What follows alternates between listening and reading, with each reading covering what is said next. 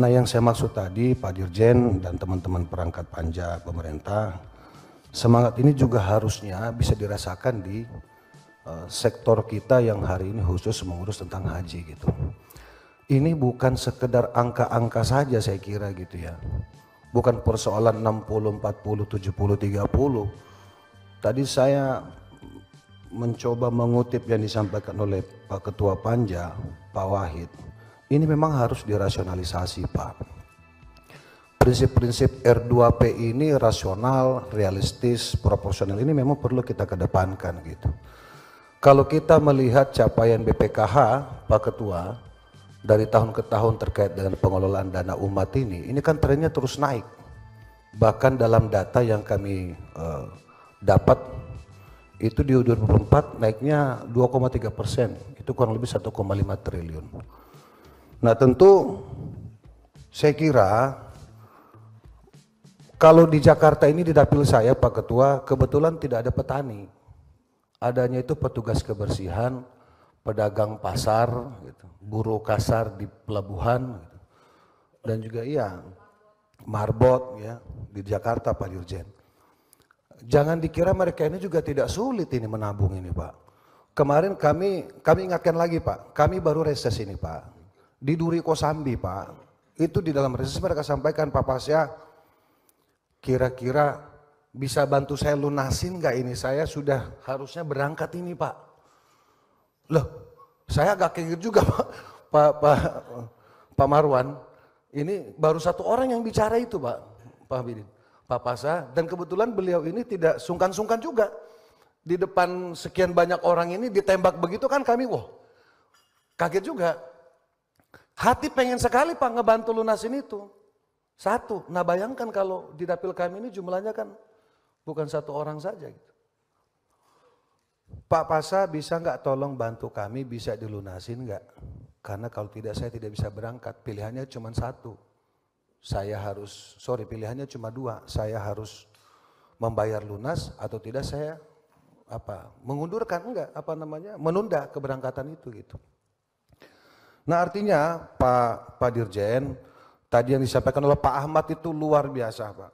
Saya ini sebenarnya tinggal melanjutkan saja ya, bahwa yang disampaikan oleh Pak Ahmad, Pak Hasan Basri, Ibu Seli, Pak Husni terutama gitu.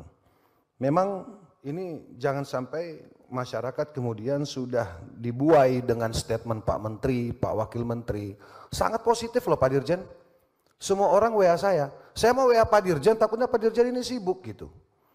Ya, mau nanya ini benar apa enggak, karena kami harus menjawab. Gitu loh. Kalau urusan ini kan beda sama urusan main golf Pak. Kalau main golf itu besok hari ini bagus, besok bisa rusak. Nah kalau statement pemerintah begini ini kan apalagi seorang jabatan menteri wakil menteri ini kan punya nilai tanggung jawab gitu di saat memberikan statement kepada masyarakat. Nah kami inilah yang kebetulan berada di garis-garis rakyat ini yang pasti mendapatkan itu tadi Pak, masyarakat ini mengejar kepada kita ini sebenarnya seperti apa.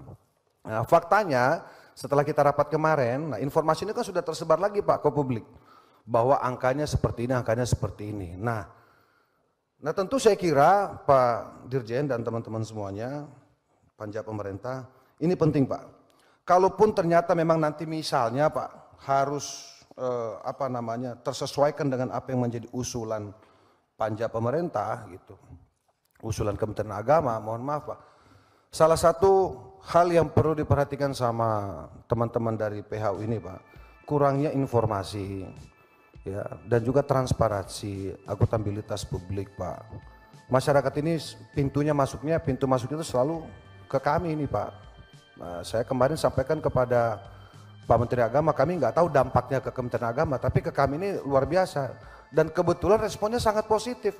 Nah jangan sampai kemudian setelah rapat-rapat ini tidak ada yang berubah Pak, gitu loh. Harapan mereka tetap di angka yang terjangkau ya, tentu dengan Pak Menteri Agama menyampaikan agar supaya tidak mengurangi nilai pelayanan selama di sana gitu Pak.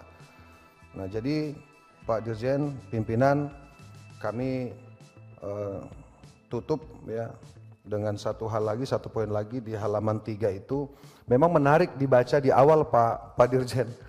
Dari 14 poin ini 7 poin berkurang, 7 poin bertambah gitu.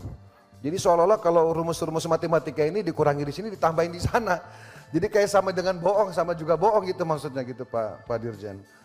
Nah mungkin ya kalau bahasanya Pak Marwan kemarin itu, ya kami ini nggak pinter-pinter amat lah, tapi kalau soal matematika begini kami paham juga begitu kira-kira, gitu kan?